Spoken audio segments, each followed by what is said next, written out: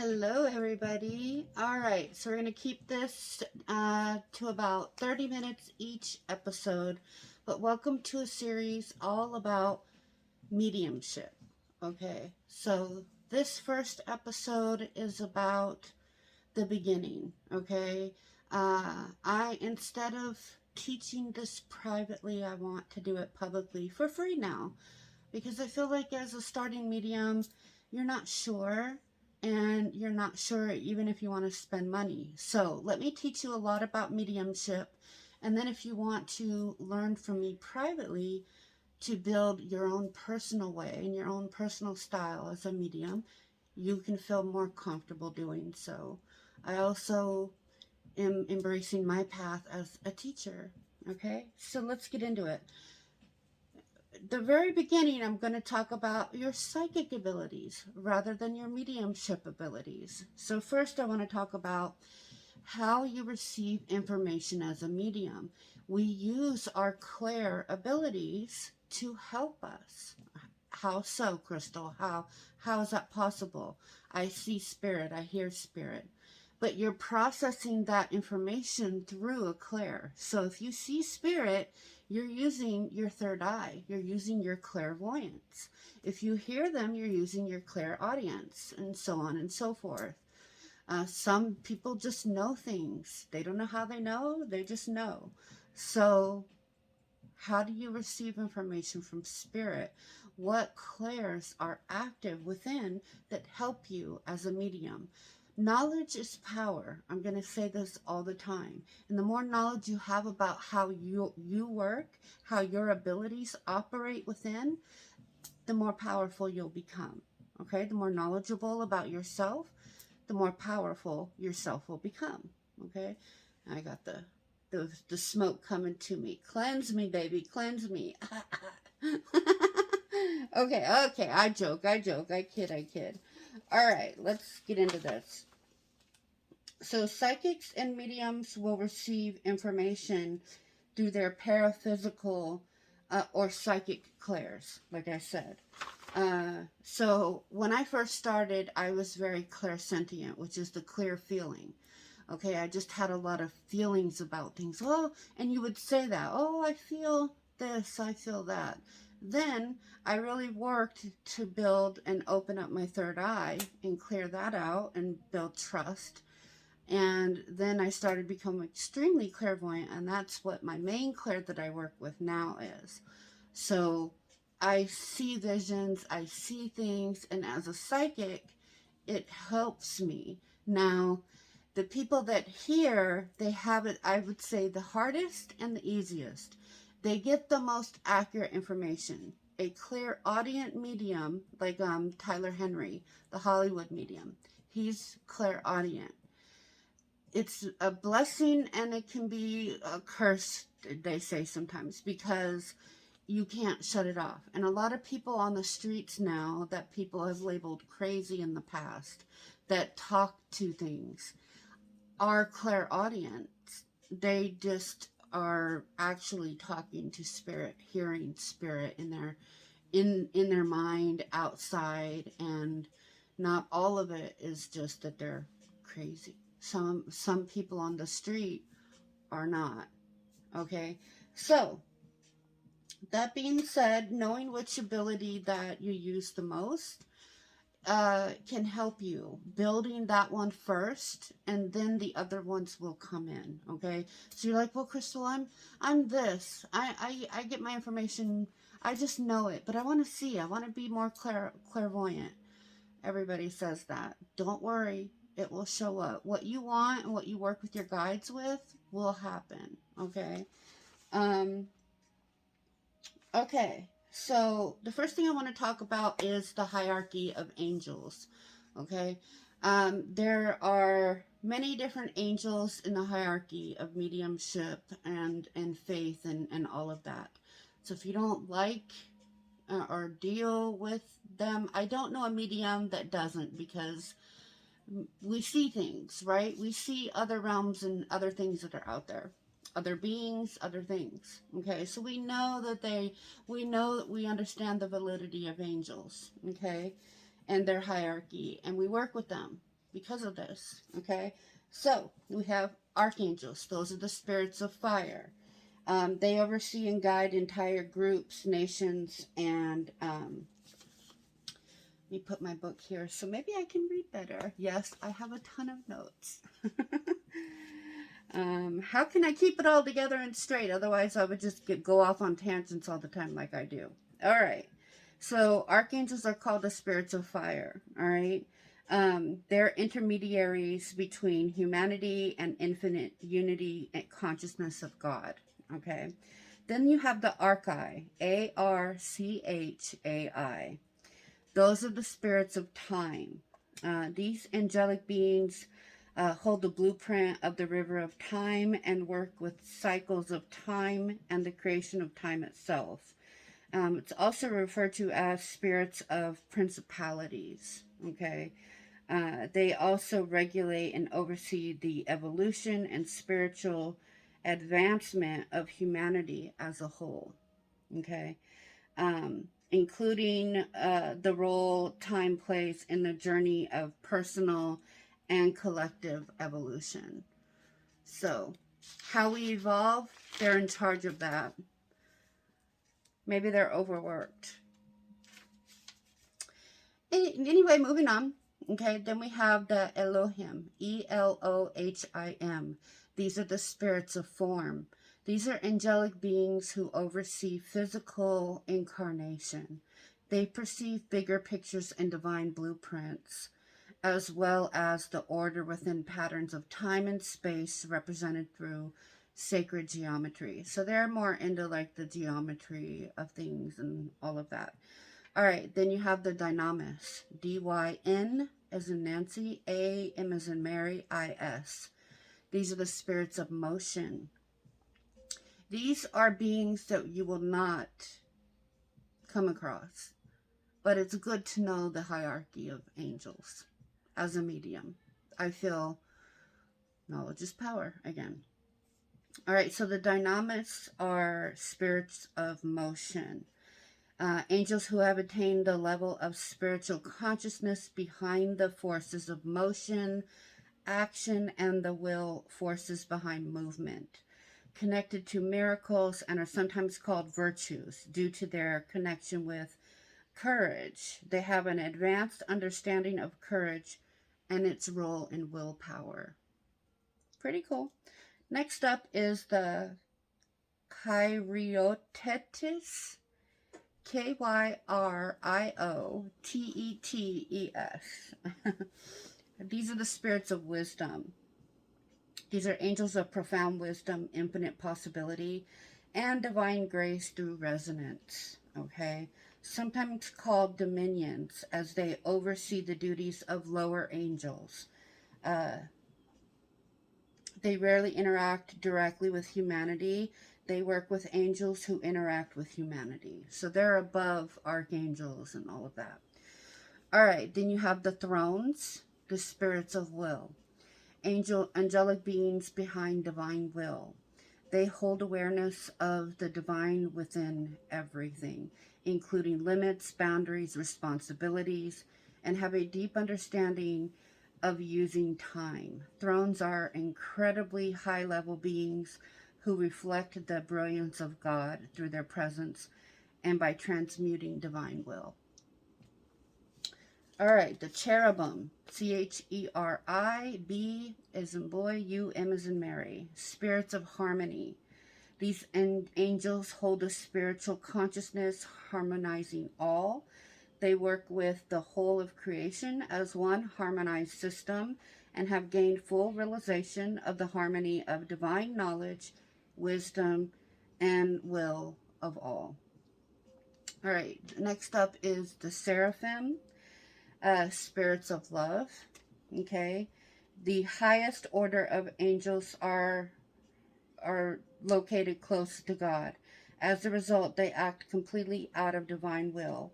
Angelic beings who most fully shine or burn with the ocean of vastness of spiritual fire that is God. This is why they sometimes are called the burning ones. A lot of people throughout history have seen burning things and felt like it was God talking to them. When in reality, it's not God at all. It would be a seraphim. Okay, so like on the mountain of Moses and all of that, that was a seraphim, not God himself. A lot of times when we pray and we think we're being answered by God or in the presence of God, we may be. I'm not discrediting anybody's experience, but we also may be in the presence of a seraphim, in God's presence. And as a medium, it's good to know that, because you never know where your path will go as a medium, and you may start to really work with angels, and other hierarchies may want to work with you. You never know. So knowing about them is always beneficial, right? You never know. So that's that. All right. Now let's get into, all right, we'll go for about 30 minutes each one. Now let's get into talking about symbolism. Any medium is going to want to build up a symbolism book. Now can be an actual book that you write in, or it can be a book that you keep in your head, all right? When you deal with spirit and start talking with spirit, a lot of signs will become as a repetitive thing to tell you one certain thing. For example, when I was doing readings in the beginning of my career, and I would try to tune in and ask spirit how they passed, okay? Because as a medium, you want confirming traits to pick up, to know, let the sitter know that you're with their loved one, okay? And so you want to give proof, and the biggest one is how they passed. So for me, I kept getting the spirit showing me this sign, like this. I would see it in multiple readings, like this. And I came to realize, asking my guides, working with my guides, that is a sign that they passed suddenly, without warning. Nobody was ready for it. So that lets me know that the sitter is feeling some type of way about not getting to say goodbye. That's what that means for me. Hey, I didn't get to say goodbye. My passing was so sudden, nobody was ready for it, not even me. If I see, my name is Crystal, so if I see a big C, that lets me know that they passed from cancer. Okay, so you will build up this symbolism book, whether you write it down or not, that will let you know what is what, who's who, and everything. Okay, you'll be able to find symbols in everything. You'll be driving and your guides will give you a symbol, and you'll start to feel when these things are symbols for your guides speaking to you. Once you start becoming more cognizant of this, it's going to happen over and over and over and over. So you'll have a big book of like, oh, that means that. Okay, a flower blooming in my head, and me seeing a vision of a flower blooming. Oh, that means this. Okay. Oh, I saw a little tadpole fish. Oh, that means you're pregnant. You know, like whatever. You building up your symbolism book. That will help you to understand. It's kind of like how the Egyptians did. You got to figure things out, especially as a clairvoyant medium. It's like playing Pictionary with spirit, okay? I don't always get told things. All right. If you're clairvoyant, you know what I'm talking about, right? Right. Okay.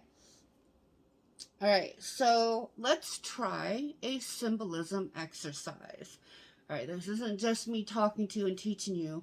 We're going to actually do some exercises. So I want you to close your eyes. Okay. Take a deep breath in. And release. One more. Big deep breath in. And release.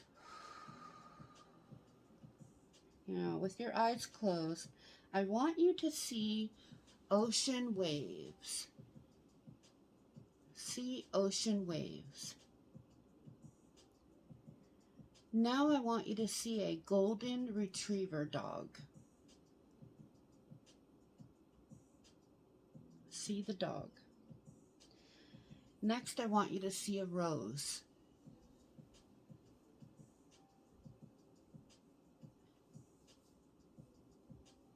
see the rose.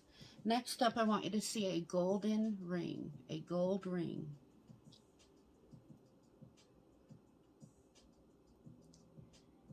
Two more. Next, I want you to see the color green. Just flood your mind and see the color green. Last one, I want you to see a gold watch.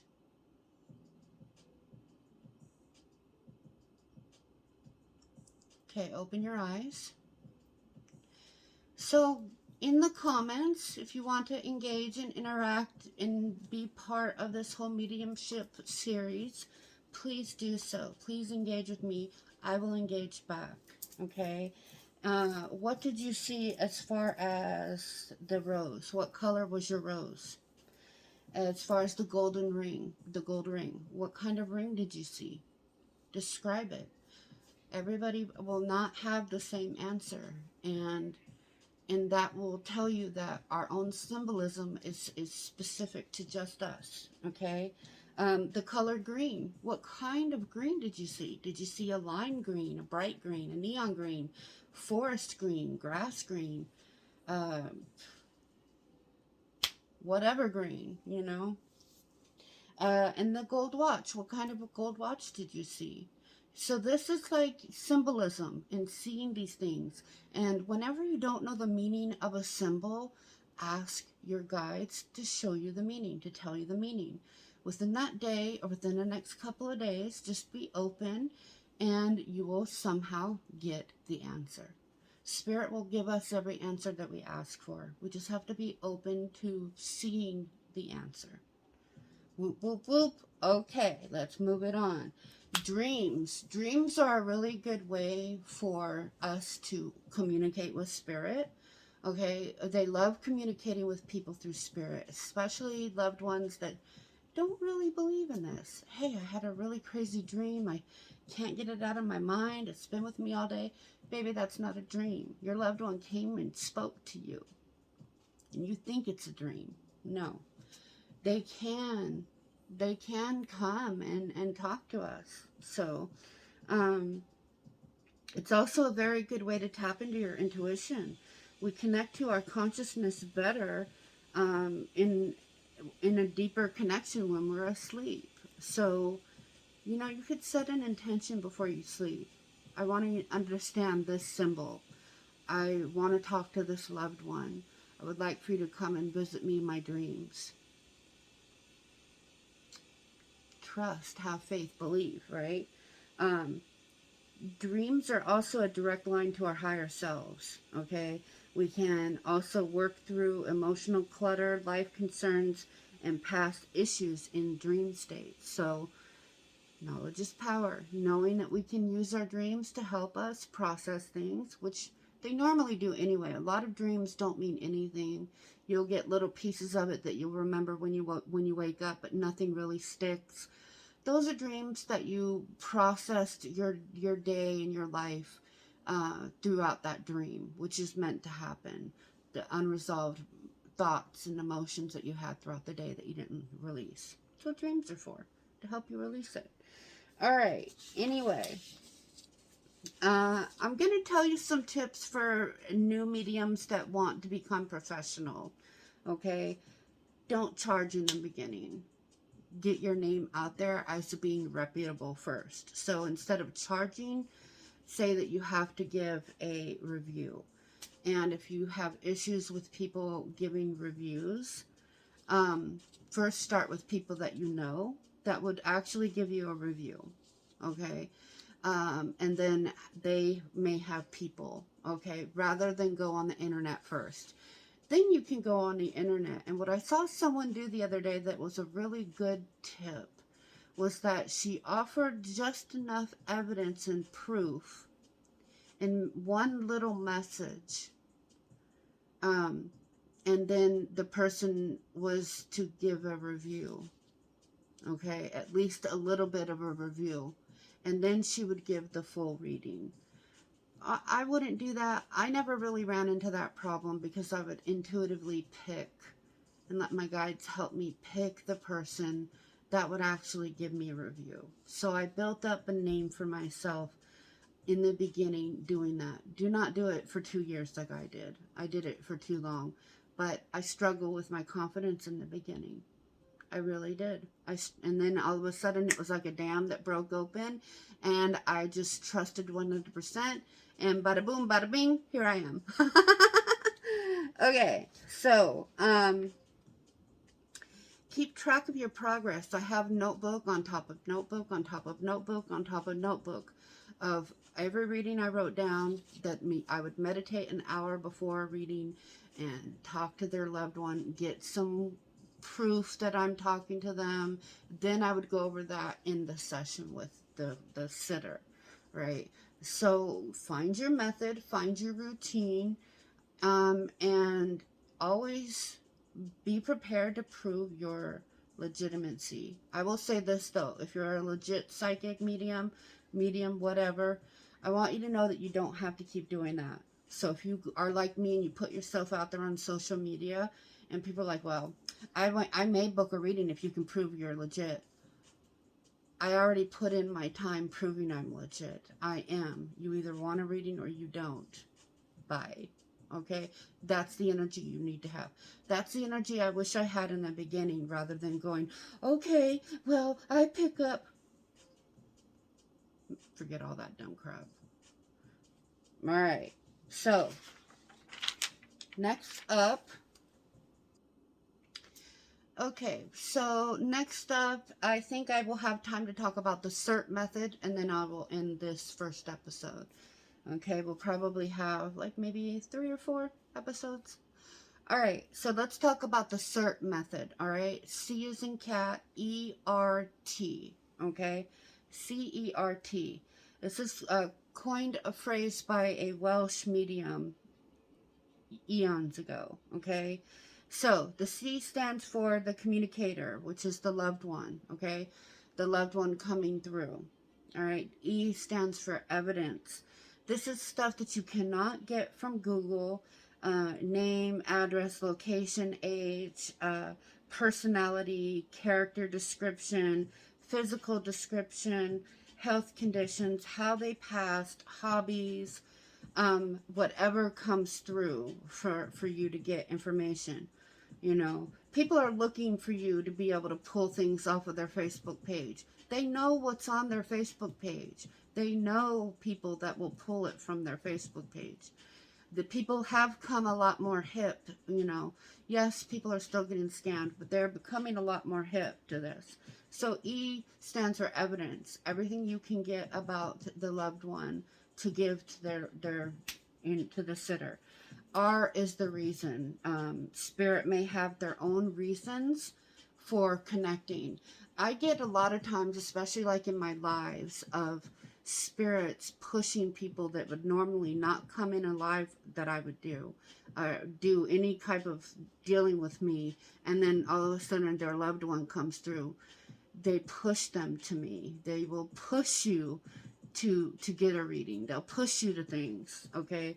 They'll push the client to come get a reading, because they may have their own agenda. They may have things they want to get off their chest. Okay, so you have to honor that. You have to honor that the client, the sitter, and their wants and their goals. That's why I always ask in the beginning of a reading what your goals are. I always audio record every session and keep it for 1 year also. Professionalism. If you want to do it right, you need to be a professional. These are memories for these people, okay, that they will want to listen to again and again for comfort when they miss their loved one. So always record the session somehow. Figure it out, okay? If you want to be legit, you record the session. You do it for at least an hour. 45 minutes to an hour. I'm serious. I'm serious. I'm serious. If you want to be a legit medium, then you got to be like a legit medium acts. You got to move like a legit medium, and that's what we do, okay? So, the T, tying it up. The actual message, okay? Yeah, you got the information out there. You got the message. You got the confirmation. They feel comfortable that their loved one is there in the session, and now you can go forward and deliver the message, okay? So, tying it up, the conclusion of every spirit communication should formally bring together all above elements that I just talked about and the message from the spirit, okay? And make sure that your sitter is also heard. Make sure that you ask them if there's anything they want to tell their loved one. Okay, that's very important, guys, because, you know, if you're legit doing this, then you know that you're probably charging a decent amount of money for your session, as you should, okay, because it's very draining on the body and the energy to do this, okay? So make sure that everybody involved gets to say everything that needs to be said. Make sure it's recorded for them to remember, to have for always. And your clients will love you for that. And you will be seen as a respectable medium in the field for doing so. Okay? So I'm going to end with that this time for this episode. Join me for episode 2. And let me know if you have any questions. Let me know how you did in the quick little meditation. And yeah, let me know what questions you have in regards to your own journey or anything with regards to mediumship. I'd be happy to answer that for you. All right, thank you. Stay blessed, not stressed, guys.